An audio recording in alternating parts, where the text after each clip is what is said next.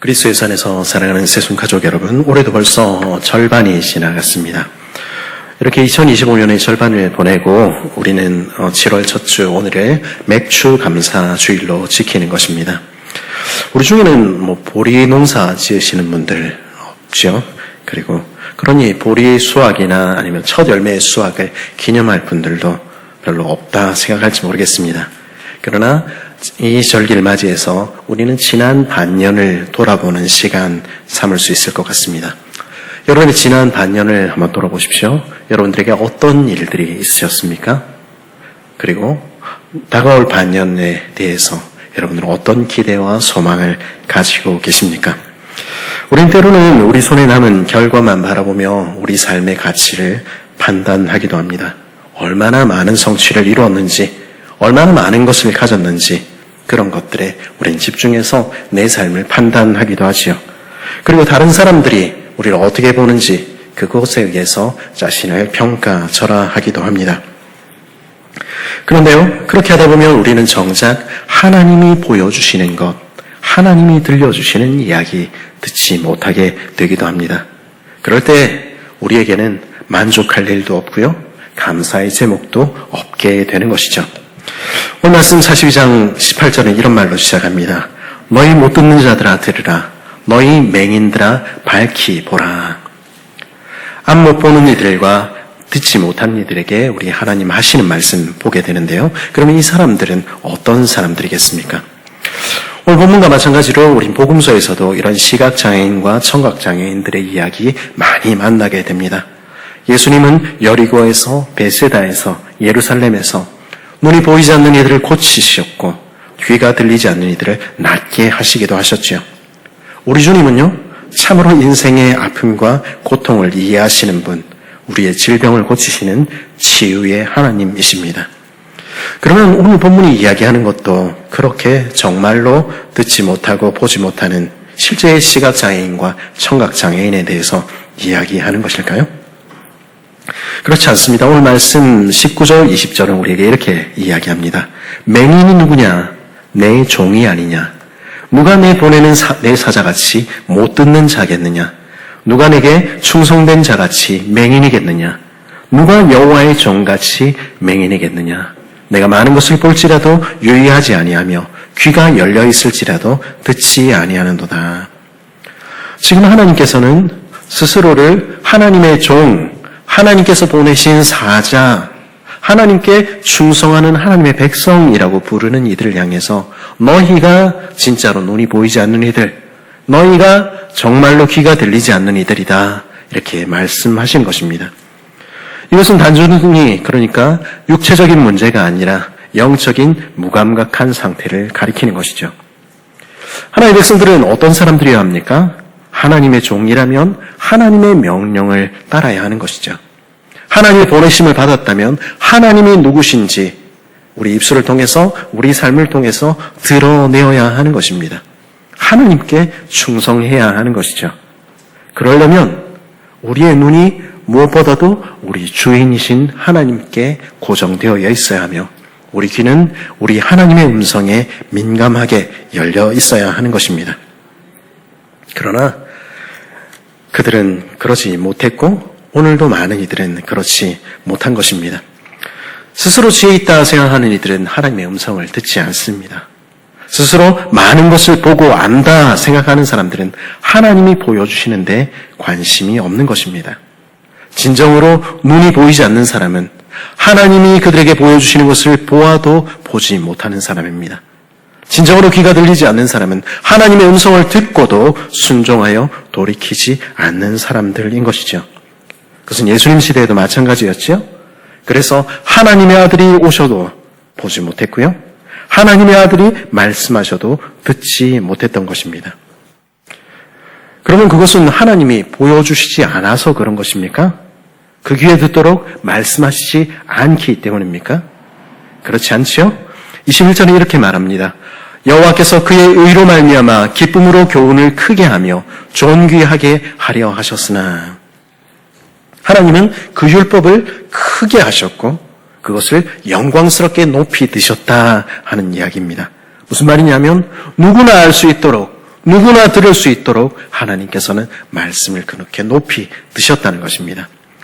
우리는 시편 19편에서 그 하나님의 말씀의 아름다움을 만나본 이에 고백을 듣게 됩니다.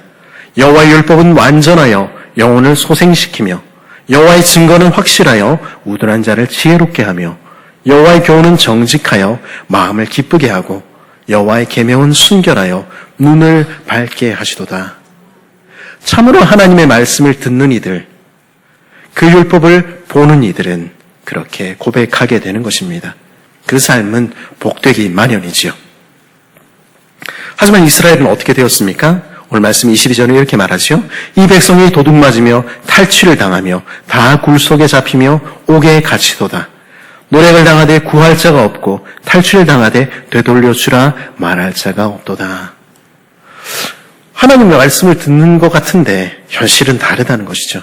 그 백성은 도둑맞으며 노략질을 당하며 굴 속에 잡히며 옥에 갇히게 되는데 구할 자가 없고 탈취를 당해도 되돌려 주라 말할 자가 없다는 것입니다. 그 율법이 그들에게는 무용지물이 되고 하나님을 왕으로 모신다 이야기하는 이들이 이방의 포로가 되어 살아가더라. 그게 현실이더라 하는 것입니다. 그러면 하나님 능력이 없어서 그렇게 버려두신 것입니까? 하나님 힘이 부족하셔서 그렇게 하신 것입니까? 하나님은 때로는요, 하나님께서 그들을 전쟁에 패전하게 하시기도 하고요, 포로로 보내시기도 하십니다. 이스라엘은 상상조차 못했지만 여호와 하나님께서 그들을 탈취당하게 하시고 약탈당하게 하신 것입니다. 그 이유는 무엇입니까? 그것은 그들이 범죄했기 때문입니다. 하나님의 백성이 하나님의 복 가운데 살 수 있는 길은 무엇입니까? 그것은 여호와의 길로 행하며 여호와의 교훈에 순종하는 것이었습니다. 우리는 모세의 마지막 유언을 알고 있지요? 신명기에서 그가 간곡히 부탁했던 것처럼, 혹은 여호수아나 사무엘 그리고 다윗의 유언들을 기억해 볼 수도 있을 것입니다. 복된 길은 어떤 것입니까? 하나님의 법에 귀를 기울이고 그 말씀을 읽고 순종하는 길이지요. 그러나 이스라엘은 그 율법을 보지 않았고 그 음성을 듣지 않았습니다. 하나님을 왕으로 인정하지 않았고요, 그 통치를 거부했습니다.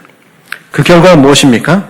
하나님의 진노의 대접이 부어져서 무시무시한 아스루와 바벨론의 군대가 그들을 사방에서 에워싸고 불을 지르며 그들을 사로잡아 갔던 것입니다.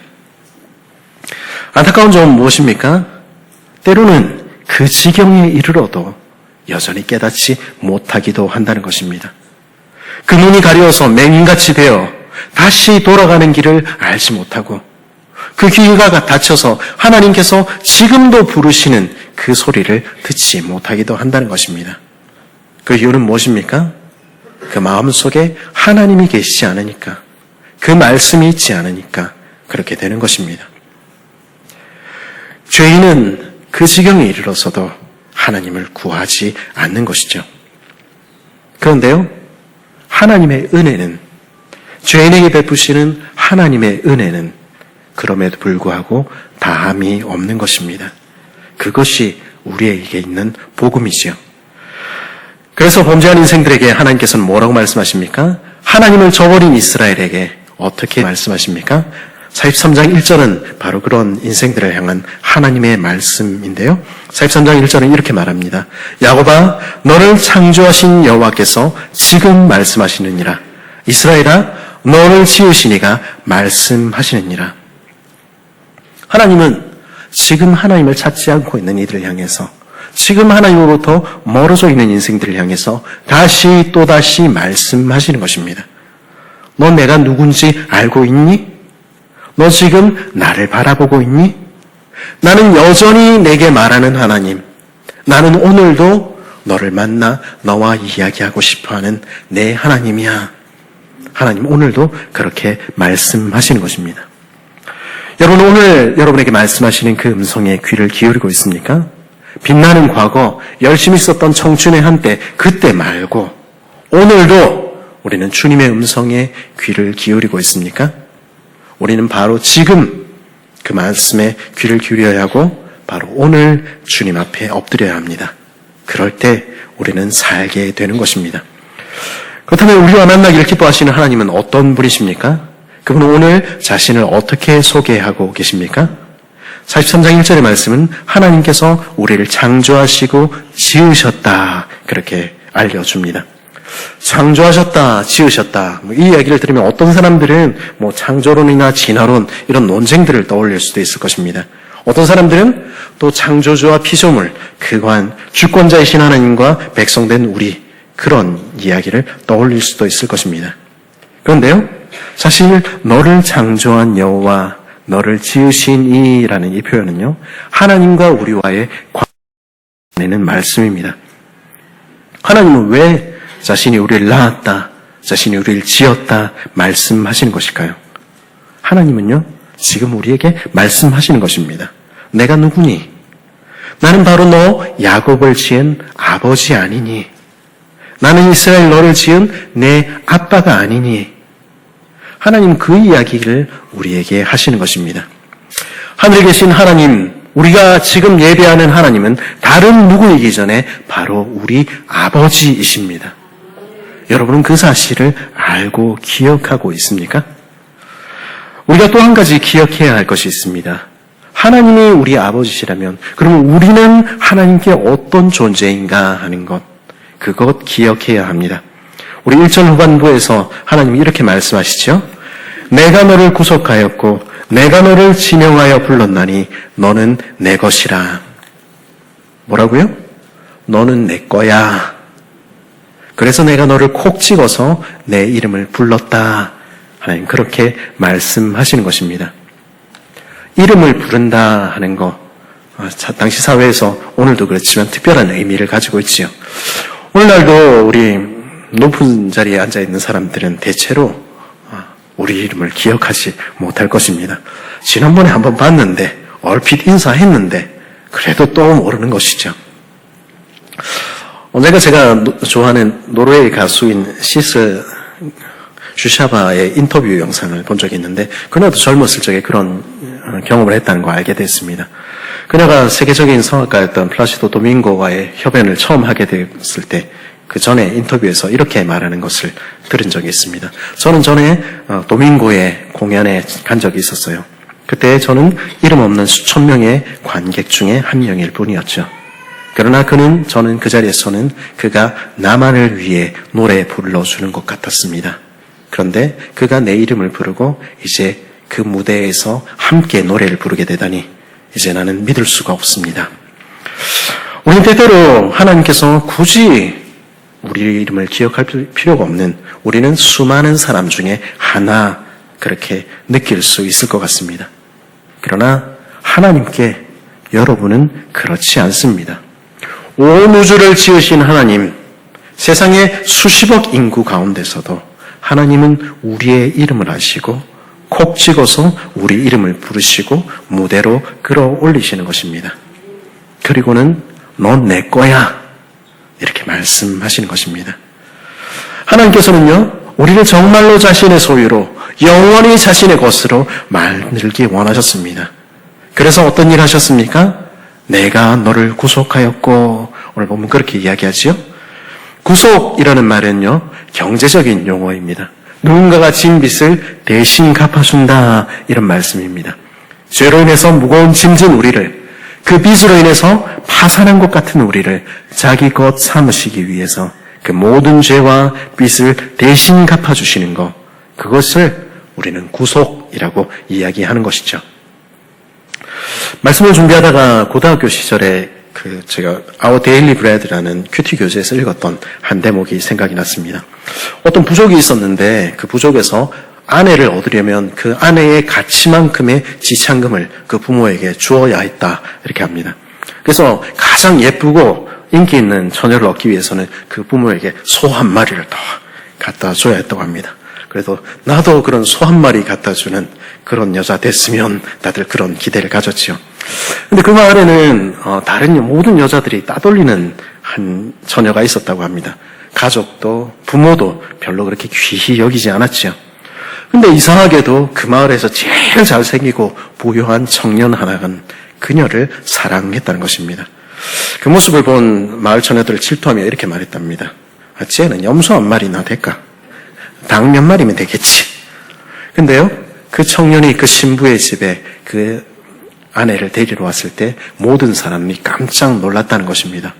왜냐하면 그 청년은 그 처녀를 아내로 맞이하기 위해서 소를 30마리나 끌고 왔다는 것입니다. 아니, 쟤를 데려가려고 소를 30마리를, 왜 그렇게 하냐? 그건 완전히 낭비 아닌가? 그렇게 묻는 이들에게 그 청년은 이렇게 말했다고 합니다. 그건 내가 내 아내를 그만큼 사랑하기 때문입니다. 세상에서 가장 귀한 내 신부를 놓는데 소 30마리 드리는 거 나한테는 전혀 낭비가 아닙니다. 그 신랑의 손을 붙잡고 가는 그 처녀는 세상에서 가장 아름답고 고귀한 신부가 되어 있었다. 그 이야기는 그렇게 끝나고 있었습니다. 이 이야기를 처음 들었을 때 극티에다가 남자 고등학생이었던 저는 어떻게 반응했을까요? 그건 낭비야. 그 부모가 해준 게 뭐가 있다고 저는 그렇게 소를 30마리를 주나. 소 기껏해 한 마리 주고 자기들이 갖는 게 낫지. 그게 합리적이지. 제 주머니에 얼마가 들어있는지 항상 계산해야 하는 소시민인 저는, 그리고 무엇보다도 당시에 사랑이 무엇인지 알지 못하는 저는 그렇게 생각했던 것이죠. 그러나 사랑하게 되면, 정말로 사랑하게 되면 어떻게 됩니까? 그 사람을 위해서 주는 거 아까워하지 않게 되는 것입니다. 설령 남들의 눈에 이해가 가지 않을지라도 모든 것을 주오며 그 값을 따지지 않는 것이죠. 하나님 이스라엘을 얼마나 사랑하셨을까요? 그들을 얻기 위해서 하나님은 어떤 대가를 지불하셨을까요? 오늘 말씀 3절 하반절과 4절에 이렇게 말합니다. 내가 애굽을 너의 속량물로 구스와 스바를 너를 대신하여 주었노라. 내가 내 눈에 보배롭고 존귀하며 내가 너를 사랑하였은즉 내가 내 대신에 사람들을 내어주며 백성들이 내 생명을 대신하리니. 우리가 알듯이 이스라엘은 팔레스타인에 있는 그 척박한 작은 나라 아닙니까? 그 나라, 그 가치 없는 나라 얻기 위해서, 당시로서는 세상에서 가장 별 볼 일 없는 그 민족을 얻기 위해서 하나님 어떻게 하셨다는 것입니까? 하나님께서는 애굽을 속량물로 구스와 스바를 그 값으로 치르셨다 하는 것입니다. 무슨 말입니까? 나는 당시에 세상에서 가장 강한 나라 애굽을 줘도 너랑은 안 받고, 나는 세상에서 가장 아름답고 부유한 구스와 스바를 다 준다 해도 너와는 결코 바꾸지 않아. 하나님 그렇게 말씀하셨다는 것입니다. 내가 너 대신 사람들을 내어주며 백성들이 너의 생명을 대신하리니 하는 말씀도 마찬가지입니다. 누구를 데려와 봐라. 내가 너랑 바꾸나. 나는 세상 모든 사람들을 다 잃는다 해도 너 하나의 생명 구하는 거 선택할 거야. 하나님 그렇게 말씀하시는 것입니다. 우리는 하나님께서 저와 여러분을 자신의 소유로 삼으시기 위해 행하신 일을 알고 있지요? 그분은 애굽을 속량물로 구스와 스바와 많은 백성을 우리의 생명을 대신하여 주는 것으로도 만족하지 못하셨습니다. 그래서 어떻게 하셨습니까? 자기 생명을 내어주신 것입니다. 온 천지를 창조하신 하나님께서 자신의 생명, 모든 것을 다 주시고 자신의 생명까지 대가로 지불하셔서 저와 여러분을 구속하시고 우리의 이름을 불러 자기 것 삼으신 것입니다. 하나님은요, 그 일을 결코 후회하지 않으십니다. 왜냐하면 그분은 오늘도 우리를 너무 사랑하시기 때문입니다. 너는 내 것이라. 이 말씀은요, 단지 하나님께 우리가 속겠다는 법적인 관계나 아니면 과거부터 주어진 구원만을 나타내는 말씀이 아닙니다. 주께서는 그때부터 지금까지 오늘뿐 아니라 영원히 너는 내 거야 말씀하시는 것입니다. 그렇다면 우리가 하나님의 것이기 때문에 하나님은 어떤 일을 행하십니까? 하나님은 우리와 오늘도 함께 하시며 인도하시는 것입니다. 2절 말씀은 이렇게 이야기하죠. 내가 물 가운데로 지날 때에 내가 너와 함께 할 것이라. 강을 건널 때에도 물이 너를 침몰하지 못할 것이며 내가 불 가운데 지날 때에도 타지 아니할 것이요 불꽃이 너를 사르지도 못하리니. 물론 이 표현은 시적인 표현입니다. 문자적으로 이렇게 이해해서 물속으로 뛰어들거나 불속으로 뛰어들어서는 안 되는 것입니다. 제가 이렇게 말씀드리는 건 아프리카에서는 가끔 그렇게 합니다. 진짜로. 그래서 말씀을 드립니다. 이 표현은 아마도 출애굽 당시의 이스라엘의 경험을 상기시키는 말일 것입니다. 이스라엘은 갈라진 홍해 바다를 건넜지요. 그때는 금음쯤이었는데요. 금음 날밤 아무것도 보이지 않는데 물속으로 뛰어들어라. 얼마나 무서웠을까요? 근데 그 넘실대는 바다 사이에 하나님께서는 그곳에서도 그들과 함께 하시며 그들을 지키셨던 것이죠. 그들은 장렬하는 불과 같은 사막과 광야를 지났습니다. 그러나 거기서도 주님은 함께 하시며 보호하신 것이죠. 그러면 이 말씀은 그때 주전 1400년경에 그렇게 하셨다. 그 이야기를 들려줍니까? 아니요. 그 하나님은 지금도 함께 하시며 오늘도 지키신다. 그 이야기 하는 것입니다. 우리는 그 실제의 이야기를 다니엘의 세 친구 이야기에서 발견하게 되지요. 하나님께서는 바벨론에서 느부갓네살 왕에 의해서 풀무불에 던져진 다니엘의 세 친구와 불 가운데서도 함께 하셨습니다. 다니엘 3장 26절부터 27절에 이렇게 말하죠.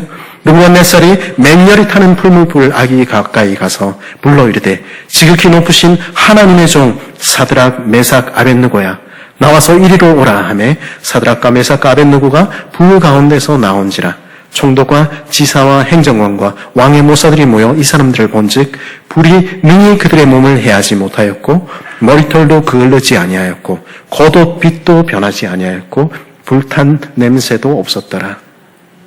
옛날 이야기인 줄 알았는데 단지 시적인 표현인 줄 알았는데 진짜로 그렇게 하시더라. 그것을 성경에서 보여주신 것입니다. 그리고요, 그 하나님은요, 오늘도 우리와 함께 하시며 새 일을 행하시는 것입니다. 이사야 43장 5절에서 7절의 말씀을 들어보십시오. 두려워하지 말라. 내가 너와 함께하며 내 자손을 동쪽에서부터 오게 하며 서쪽에서부터 너를 모을 것이며 내가 북쪽에게 이르기를 내모으라. 남쪽에게 이르기를 가두어 두지 말라.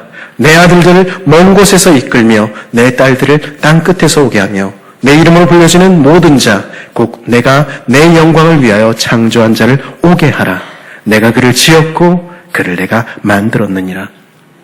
여러분이 동쪽에 있든 여러분이 서쪽에 있든 남쪽에서 잡혀있든 북쪽에서 갇혀있든 그것 상관없다는 것입니다. 그 어디에 있든지 우리를 오게 하며 모으며 그 어떤 대적이 가로막더라도 내놓으라 말씀하시며 가두지 말라 말씀하시며 풀어주시는 하나님, 구원하시는 하나님이 우리 하나님이라는 것입니다. 하나님께서는 그 이름으로 일컫는 모든 자, 하나님의 영광을 위하여 창조한 저와 여러분을 하나도 잃지 않으시겠다 약속하신 것입니다. 그분이 지으시고 그분이 만드신 하나님의 자녀인 우리는 오늘도 하나님의 손 안에 있는 것입니다. 그러기에 18절에서 21절에서 하나님 우리에게 오늘 어떻게 말씀하십니까? 우리 18절부터 21절까지 한번 같이 읽어보겠습니다. 시작.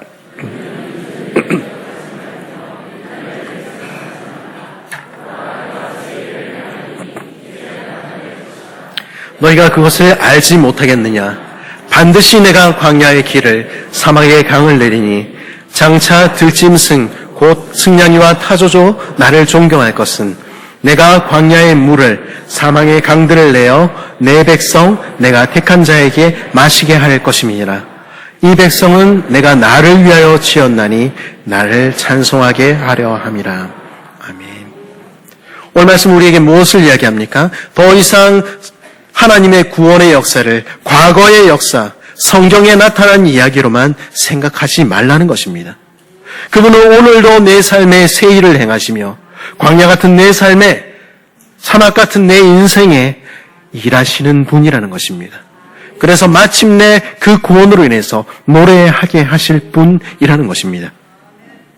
하나님은요, 자신을 위하여 지으신 그 백성을 결코 버리지 않으십니다. 우리 입에서 마침내 찬송이 흘러나오기까지 참으로 하나님 감사합니다. 이렇게 하나님을 감사하게 될 때까지 하나님은 결코 쉬지 아니하시는 것입니다. 그분은요, 지난 날뿐, 지난 6개월뿐 아니라 오늘도 그리고 다가오는 하반기에도 그리고 내 인생 끝까지 우리 삶에 일하실 것입니다. 그분을 붙들어야 하는 것입니다. 근데 생각해 보면 하나님이 왜 그렇게까지 하실까? 저는 그런 생각을 하게 됩니다. 때로 우리는 눈멀었고 우리 귀는 닫혀 있지 않습니까? 하나님 말씀 우리 모르는 거 아닌데 불순종하고 악하게 굴지요. 그러나 그런 우리를 향해서 하나님은 그러나 나는 너를 이끌어내리라. 그러나 나는 구원하리라. 하나님 왜 그렇게 말씀하십니까? 그것이 하나님 그렇게 약속하셨기 때문입니다. 하나님의 언약은, 그 사랑은 결코 변하지 않는 것이죠. 앞서 우리는 하나님께서 우리를 향해서 넌 내 거야 라고 말씀하신다는 것을 들었습니다. 근데요, 하나님은 거기서 멈추지 않으십니다. 또 다른 하나님의 소개가 3절에 등장하는데요. 여기서 하나님은 자기를 어떻게 소개하십니까? 대저 나는 여호와 내 하나님이요 이스라엘의 거룩한 이요 내 구원자임이라. 하나님은 자기를 누구라고 소개하십니까? 나는 다른 누가 아니라 바로 내 하나님이야. 하나님 그렇게 말씀하시는 것입니다. 나는 이스라엘과 언약을 맺은 거룩한 하나님, 모든 인생이 변해도 그 언약을 결코 잊지 않는 하나님. 그래서 반드시 너를 구원할 너의 구원자, 너의 하나님, 너의 아버지야. 하나님 그렇게 말씀하시는 것입니다. 이 모든 이야기를 한마디로 줄이면 뭐가 되죠? 나는 네 거야. 하나님 우리에게 그렇게 말씀하시는 것입니다. 하나님이 우리와 맺으신 언약은 바로 그런 것입니다. 너는 내 거야. 나는 너를 결코 포기하지 않아. 하나님 그렇게 말씀하실 뿐 아니라 그래서 나는 나를 너에게 준다. 나는 바로 내 거야. 하나님 그렇게 말씀하시는 분이라는 것입니다. 자신을 주시는 하나님, 그 변치 않는 사랑의 언약의 증거, 그것을 우리는 어디서 발견하게 됩니까? 예수 그리스도께서 찢으신 살과 피에 그 언약이 담겨 있지 않습니까? 오늘 우리가 나눈 성찬은 바로 그 이야기 우리에게 들려주는 것입니다. 그 사랑은, 그 언약은 결코 변하지 않아. 아가서는 이런 하나님과 우리와의 관계를 이렇게 표현합니다. 나는 나의 사랑하는 자에게 속하였고 나의 사랑하는 자는 내게 속하였으며 그가 백합화 가운데서 양떼를 먹이는구나. 우리는 하나님께 속하고 하나님은 우리에게 속하시고 우리는 하나님의 것, 하나님은 우리의 것. 이것이 오늘 하나님께서 우리에게 참으로 원하시는 관계입니다. 하나님 오늘도 저와 여러분에게 그 사랑의 관계 속으로 들어오라 말씀하시는 것입니다. 그렇게 말씀하시는 하나님을 뵙고 있습니까? 그렇게 말씀하시는 그 음성에 귀를 기울이며 그 목자를 따라가고 있습니까? 우리가 주 안에, 주께서 우리 안에 거하실 때 그가 먹이실 것입니다. 하나님께서는 우리에게 오늘도 새 일을 행하시며 언제나 변함없이 그렇게 인도하실 것입니다. 그리스도 예수 안에 사랑하는 새순가족 여러분, 어느덧 2025년의 절반이 지나고 우리는 다시 새로운 절반을 맞이하게 됩니다. 그리고 하나님은 오늘도 우리에게 너는 내 거야 라고 말씀하시는 하나님이십니다. 그리고 우리를 향해서 나는 네 거야, 너 그거 알고 있니? 그렇게 물으시는 것입니다. 그 사랑은 변하지 않고 그 언약은 변치 않습니다. 하나님은 우리에게 바로 그 하나님을 보라고, 그 하나님의 음성을 듣고 그 사랑의 관계 속으로 오늘도 더 깊이 들어오라 말씀하시는 것입니다. 우리가 주 안에 있을 때 주께서는 우리에게 필요한 모든 것을 채우시는 것입니다. 때로 우리는 그 하나님의 모습을 보지 못하고 그 음성을 듣지 못하고 살지요. 그래서 우리가 이렇게 고단하고 지치며 그렇게 살고 있는지 모르겠습니다. 그러나 주께서는 우리가 오늘 이렇게 고백하며 나오기를 원하시는 것입니다. 주님, 제가 눈멀었고 귀가 닫혀 있음을 고백합니다. 제가 당신의 음성을 듣지 않았고 당신의 손길을 느끼지 못했습니다. 그러나 이제는 주께 돌아가오니 주님 내게 오셔서 주는 나의 것, 나는 주의 것 되게 하옵소서. 그때 주께서는 말씀하실 것입니다. 보라, 내가 새 일을 행하리니 마침내 우리가 찬송하기까지 그가 새 일을 행하실 것입니다. 지난 반년으로 인해서 한숨 짓고 있습니까? 남은 반년은 회복과 소망의 새 일을 행하실 하나님을 기대하며 또다시 주님과의 사랑의 교제 속으로 깊이 들어가는 복된 저와 여러분 되기를 간절히 바랍니다. 그가 새 일을 행하실 것입니다.